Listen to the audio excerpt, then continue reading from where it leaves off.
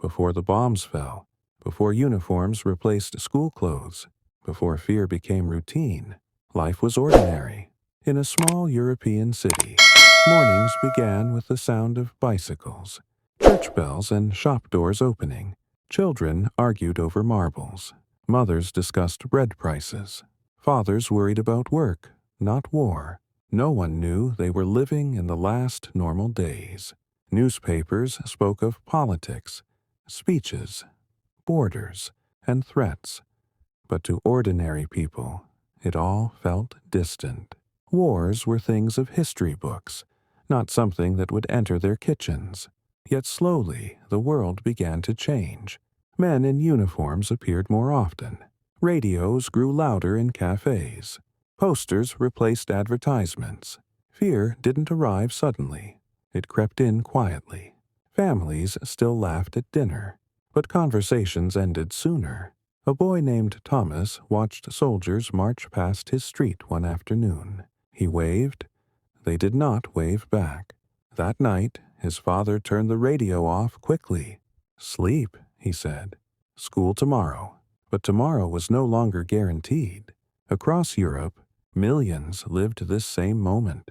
Unaware, they stood on the edge of the deadliest war in human history. World War II did not begin with explosions for most people. It began with unease, and once it began, there was no escape. The sirens did not sound like anything people knew. They were not bells, not whistles, not music. They were warnings. At first, people froze. Some thought it was a drill. Others believed it would stop. It didn't. The first panic. Thomas was woken by his mother shaking him. "Shoes. Now." Her voice trembled. Outside, neighbors ran in every direction. Someone screamed. A dog barked wildly, pulling at its leash. The sky was dark. Too dark. Searchlights cut through the night like sharp blades, moving restlessly. The war had arrived. The shelter. They reached the underground shelter with dozens of others. People sat shoulder to shoulder. Sweat mixed with cold air. No one spoke. A baby cried. An old man prayed silently. Someone vomited from fear. Then came the sound. A distant hum, growing louder. Bombers. The first explosion. The ground shook. Dust fell from the ceiling. A woman screamed. Another explosion followed, closer. Thomas covered his ears, but the sound traveled through his body, not just his head. This was not like stories. This was real. Above ground. Houses burned. Windows shattered. Streets collapsed into smoke and fire. The city, once alive, was being torn apart piece by piece, and the people could do nothing but wait. The longest night. Minutes felt like hours. Every explosion made hearts stop. People whispered names of loved ones. Some never returned to find them. Thomas held his mother's hand tightly.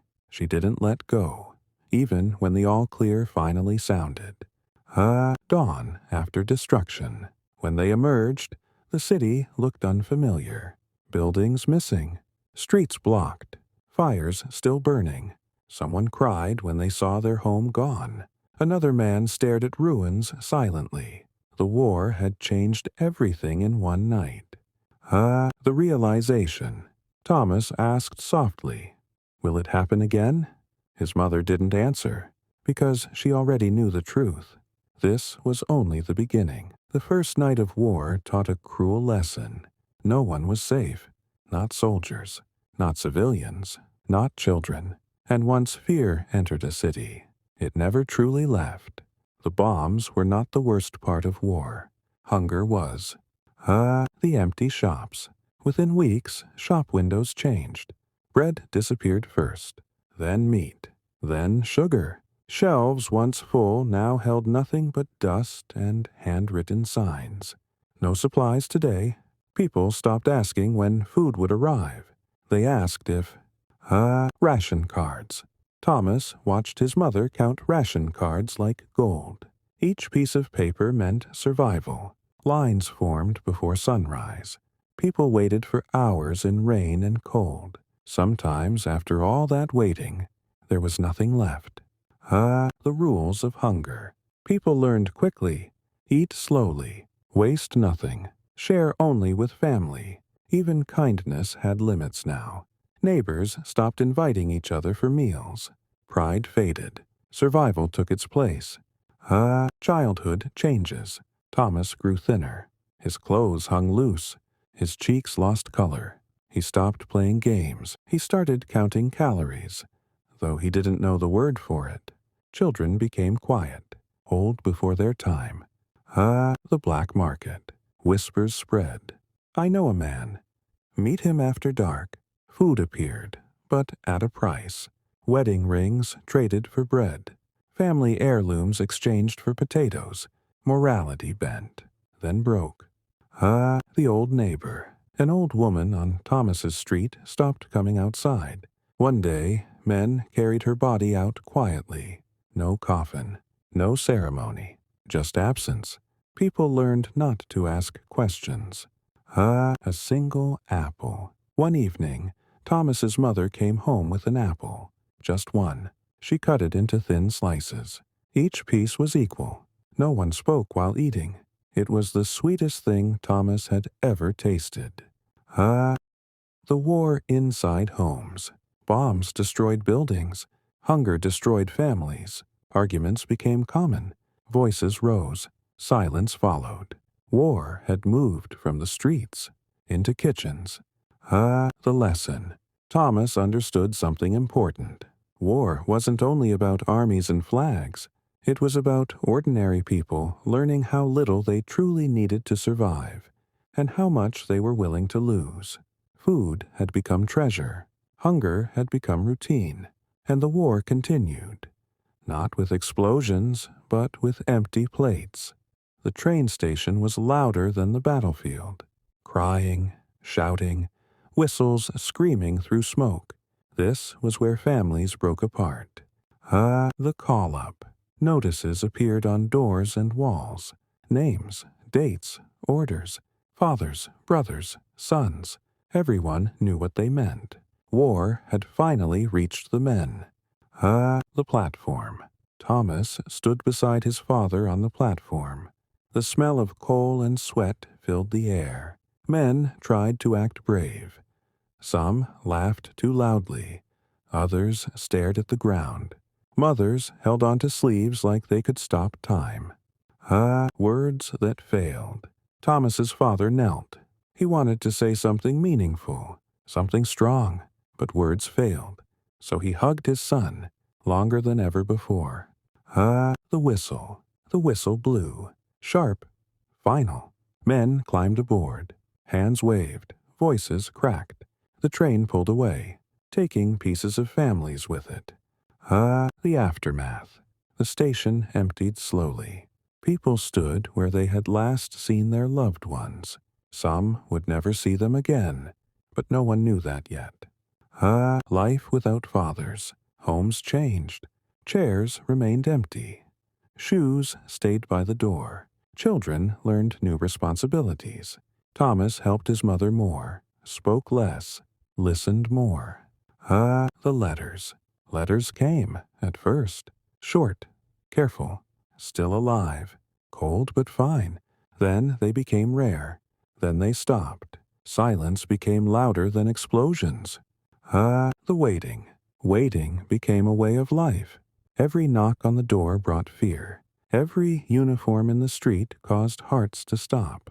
Goodbyes were made without promises, because no one dared to say, I will come back. A home is not walls. People learned that the hard way. The bombs return. This time, the sirens gave less warning. People no longer panicked. They moved automatically. Grab bag, grab child, run. Explosions shook the city again. Closer, heavier, angrier. The sky burned red. The hit. Thomas's building shook violently. Glass exploded inward. Ceilings cracked. Dust swallowed everything. When the noise stopped, silence followed. A dangerous silence. The stairs. They ran down the stairs, or what remained of them. Neighbors stumbled. Someone fell and didn't get up. No one stopped. Fear doesn't allow mercy. Outside. The street was gone. Not damaged. Gone. Buildings that stood that morning were now piles of stone and fire. Thomas looked for familiar landmarks. There were none. The search. They searched for survivors, pulled people from rubble with bare hands. Some were alive, some weren't. Time blurred. Screams mixed with smoke. The decision to flee.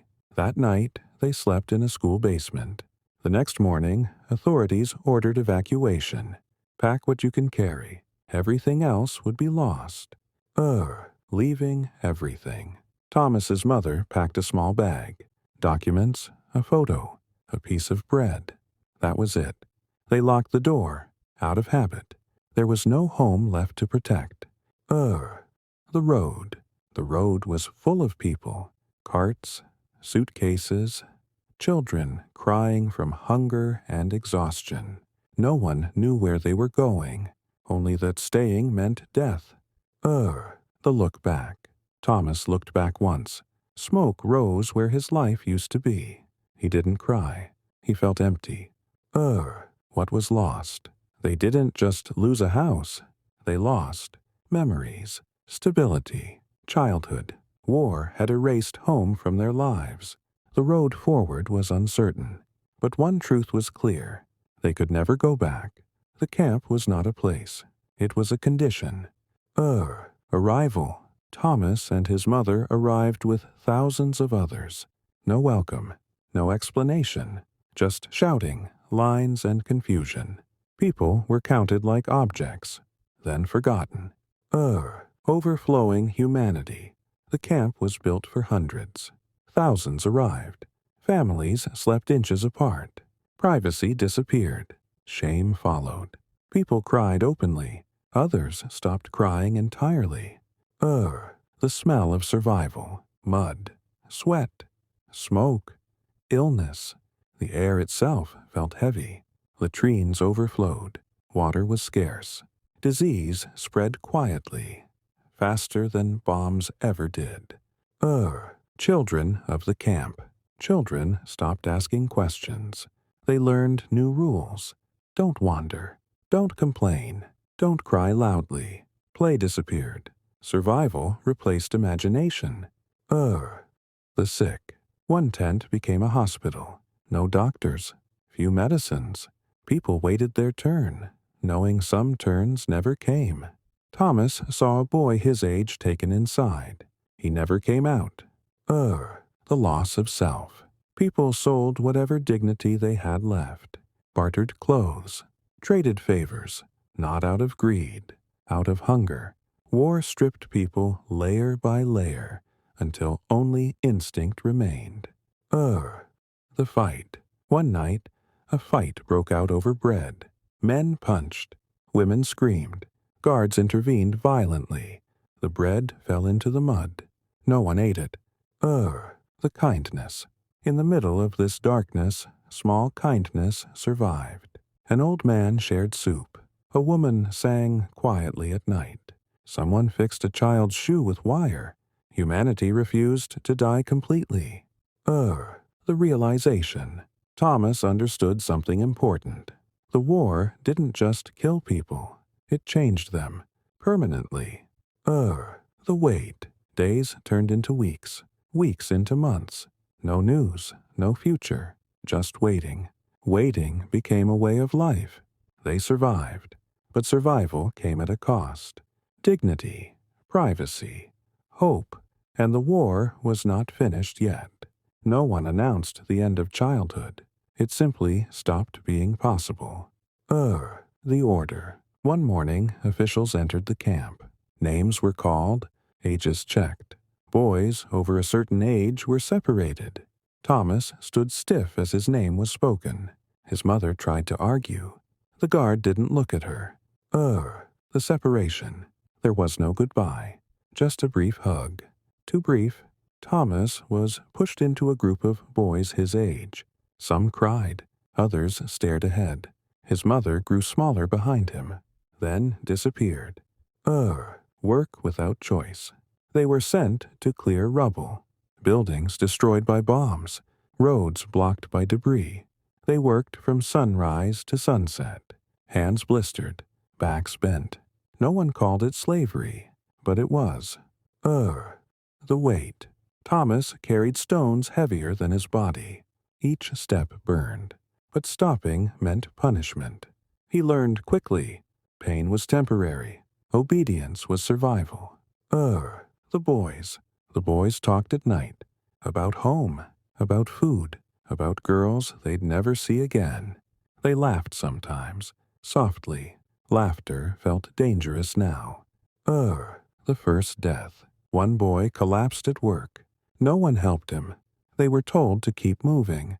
The body was removed later. Thomas didn't ask where. He already knew.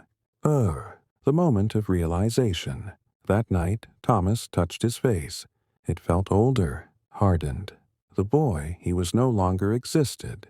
War had taken him silently. The dream. Thomas dreamed of his mother, her voice calling his name. He woke up crying, quietly. Men don't cry loudly in war. Childhood ended without ceremony. No final game, no final lesson. Just work, hunger, silence. The sound came first, a deep, rolling thunder that did not belong to the earth. Thomas froze, stone in his hands. Everyone knew that sound. The warning that came too late. Sirens screamed across the ruins. Too late. Planes were already overhead. The guards shouted orders. Contradicting orders. Useless orders. The sky darkened with metal shadows. The first bombs. The ground exploded. Buildings folded like paper. Dust swallowed the air. Thomas was thrown against a wall. His ears rang. The world became noise and fire. No sides for civilians. These bombs were not aimed at boys, or mothers, or hunger. They were aimed at victory. Civilians were just beneath it. Run. Someone screamed, "Run!" Thomas ran, not knowing where, just away. Stones fell around him. Fire burst from windows. A boy beside him disappeared in smoke. Gone. No body, no scream, just absence. The choice. A guard was crushed under rubble. His rifle lay exposed. Thomas saw it. For 1 second, he hesitated. Then he kept running. Weapons changed people. Survival demanded restraint. The cellar. Thomas dove into a cellar with others. Dark, crowded, breathless. A woman clutched a baby. The baby did not cry, as if it understood silence was life. Waiting for death. Bombs fell closer, closer. Each impact felt final. Someone prayed. Someone whispered a name. Someone laughed hysterically. Thomas stared at the dirt floor. He promised nothing. He just waited. The collapse. The ceiling cracked. Dust poured in. People screamed. Thomas covered his head. Then, silence. Not peace. Just the pause between horrors. Emerging into hell. When they stepped outside, the city was gone. Not damaged. Gone. Streets erased. Homes flattened. Smoke everywhere. The camp no longer existed. Neither did the guards. Neither did the rules. Freedom that felt empty. Some cheered. Others cried. Thomas felt nothing. Freedom meant nothing when you had nowhere to go. No home. No mother. No future. The decision. That night, Thomas stood among ruins. Armies were collapsing. Borders shifting. War nearing its end. But survival still required choice. He chose to move, not toward victory, not toward revenge, just forward. The sky had fallen, and when it rose again, the world was unrecognizable. The forest swallowed them. Trees stood like silent witnesses, blackened by smoke, leaves coated in ash. Thomas walked with a small group of survivors, men, women, children. none of them soldiers, yet all carrying the same invisible weight. Fear. No maps, no names. No one knew where they were going. Front lines had shifted. Cities had fallen. Armies were retreating and advancing at the same time.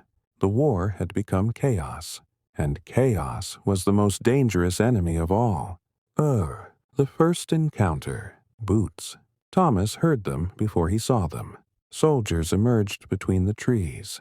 Not German, not Allied, just soldiers. Weapons raised. For a moment, death stood still. Hands up. A man shouted in broken German. Hands up! Everyone froze. Thomas raised his hands slowly. He felt smaller than ever. A boy pretending to be invisible. Searched by strangers. They searched pockets, bags, faces, looking for uniforms, looking for threats. When they reached Thomas, a soldier hesitated. Too young, he muttered, then waved him aside. Life spared by a sentence. The warning. Before leaving, the soldier turned back. Roads are mined. Villages are burning. Don't trust uniforms. Then they disappeared into the fog. Their footsteps faded like ghosts. Night in the woods. They camped under trees. No fire, no light. Hunger clawed harder than fear. Thomas shared a piece of dry bread with an old woman. She smiled. He hadn't seen a smile in months. The scream. In the night, a scream ripped through the forest. A mine. Someone had wandered too far. No one ran to help. They all knew better. War teaches cruelty without asking permission. Morning after. At dawn, they moved again. Smoke rose in the distance. A village, or what remained of one. The ruins of home. The village was empty. Doors open. Tables overturned. Blood on walls. Thomas entered a house. A family photograph lay broken on the floor. He picked it up, put it back. Some things deserved to stay where they were. The second encounter. This time, uniforms were different. Allied soldiers. Tired, dirty, human. One pointed a rifle. Another lowered it. Civilians, he said. Questioned.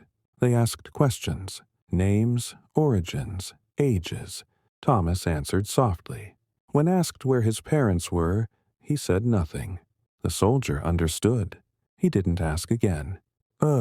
A chance. You can follow us, the soldier said. Refugee camp east of here. Safety. Temporary. Fragile. But real. The walk of survivors. They followed the soldiers. Thomas looked back once. At the forest. At the ruins. At the war he had survived. But survival wasn't living. Not yet. The realization. As night fell, Thomas realized something terrifying. The war was ending, but the damage would never end, and children like him would carry it forever. The guns fell silent. For the first time in years, no bombs, no sirens, no orders, only the wind and the smell of smoke. The emergence. Thomas stepped out of the temporary camp. Sunlight hit his face. The world looked different. Buildings stood like skeletons. Streets were scarred. Trees had blackened leaves. It was home, and it wasn't. The silence. Civilians walked slowly, cautiously. Some carried their few belongings. Some just stared. Some cried quietly. Thomas's mother held his hand. Her grip was weaker but steady. "We survived," she whispered. But Thomas didn't answer. Survival felt too heavy, too hollow. Searching for the lost. Families reunited where they could. Some never found each other. Neighbors and friends disappeared, taken by bombs, hunger, or armies. Thomas learned the hard truth. Not everyone who lived truly returned. The ruins. He walked through his old neighborhood. Rubble where his school once stood. Ash where his street had been. A playground now twisted metal and splintered wood. Memory and reality clashed. He remembered laughter, sunlight, and games. Now only silence and shadows. The weight of survival. Thomas looked at his reflection in a puddle. The boy he was, gone. The man he had become, untested, scarred, hungry, silent, yet alive. Life itself felt like both a victory and a curse. Helping others. The survivors helped each other. Food shared, shelters rebuilt, stories exchanged. Even in destruction, human kindness persisted. Thomas realized, survival alone is not enough. It must be paired with compassion. Remembering. He visited the graves. Some names he knew, some he didn't. He placed a stone, whispered a name, said a prayer for the living, for the dead, for the lost childhoods. The future. Years would pass. Wars would fade from headlines, but scars remained. Thomas would carry this world inside him forever. The terror, the hunger, the separation, the loss, but also courage, resilience, hope. Final reflection. He looked at the sunrise over the ruins, a symbol of endings, a symbol of beginnings. The war was over. The world was quiet, but memory endured, and that memory was human. The war had shaped them, taught them, changed them. Thomas survived, but the story of all those who did not lived in him.